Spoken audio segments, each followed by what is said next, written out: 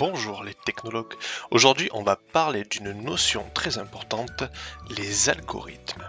Alors la première question qu'on peut se poser, c'est qu'est-ce qu'un algorithme? On va regarder de suite la définition. C'est une suite finie et non ambiguë d'opérations ou d'instructions permettant de résoudre un problème ou d'obtenir un résultat. J'avoue qu'avec ça, on n'est pas beaucoup plus avancé. Du coup, la meilleure façon d'essayer de comprendre, c'est de prendre des exemples concrets et très différents. Une crêpe, un jouet Lego, un Rubik's Cube et un morceau de musique. Ces 4 exemples sont tout à fait différents et vous allez me dire, quel rapport? On va prendre le premier, le problème, réaliser une crêpe. La solution qu'on peut retenir, c'est une recette de cuisine. Une recette de cuisine, c'est une suite d'étapes à suivre, à respecter dans un ordre, un autre, avec des ingrédients et des tâches à effectuer. Le résultat, c'est une crêpe, plus ou moins bonne. Ce que l'on doit retenir, ce sont les 3 parties. Le problème, les étapes de résolution et le résultat. Deuxième exemple, réaliser un montage Lego.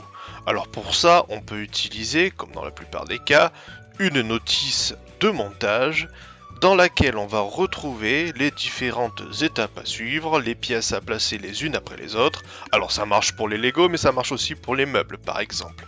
Le résultat, c'est un jouet monté, terminé.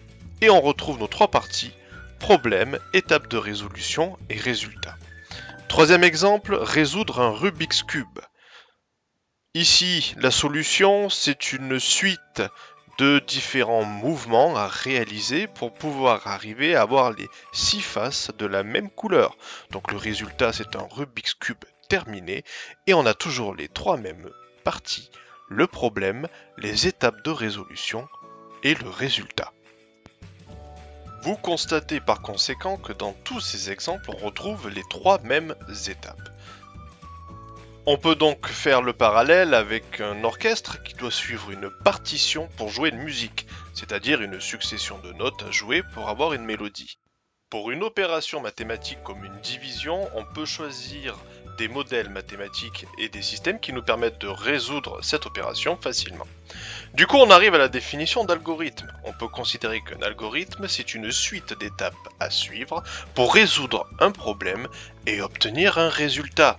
C'est le cas donc de notre notice d'utilisation, de notre guide pour le Rubik's Cube, d'une partition de musique ou encore d'une recette de cuisine. Ces exemples nous permettent d'un peu mieux comprendre ce qu'est un algorithme, mais reste encore la question, quel est le rapport avec la technologie? On a vu dans les cours précédents que la technologie avait pour but de résoudre des problèmes et répondre à des besoins. Or, les algorithmes et la technologie permettent de résoudre de nombreux problèmes.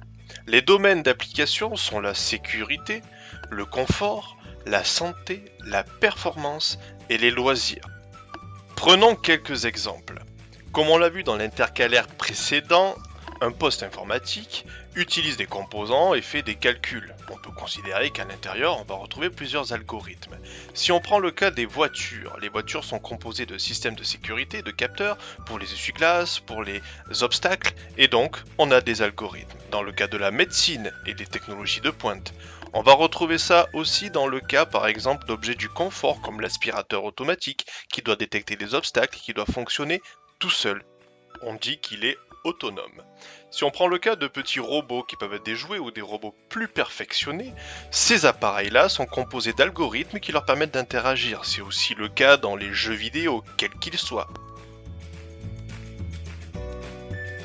On va retrouver aussi ce type de choses dans des applications comme Facebook ou alors Snapchat qui vont avoir des algorithmes de reconnaissance faciale ou de calcul qui vont permettre de fonctionner et de pouvoir proposer des services.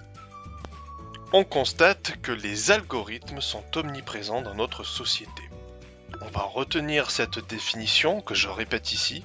Un algorithme est une suite d'étapes à suivre pour résoudre un problème et obtenir un résultat. Et voilà les technologues, cette vidéo est maintenant terminée. N'oubliez pas que nous allons travailler sur les algorithmes en classe, donc préparez vos questions, n'hésitez pas à revoir plusieurs fois cette vidéo s'il y a des notions que vous avez du mal à comprendre.